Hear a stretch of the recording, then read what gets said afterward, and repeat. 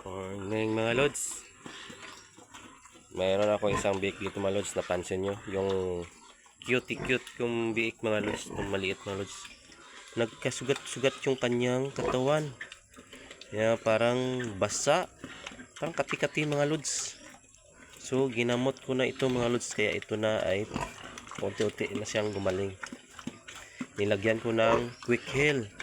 Nisprayan ko mga lods. Tapos ininjikan ko ng Alamycin LA 0.2 kasi nasa below 6 days old. So ayan mga lods, so far naging okay na yung mga sugat-sugat niya mga lods. Ang ito as sugat siguro yung pagka tuwing magdidi sila. Ito mga lods, ito mga butlig-butlig na maliit mga lods. Ganyan maliit. Unti-unti nang gumaling kasi nagtuyo na siya. Yan lang mga gamot mga lods. Alamycin LA. Tsaka nisprayan ko ng quick heal.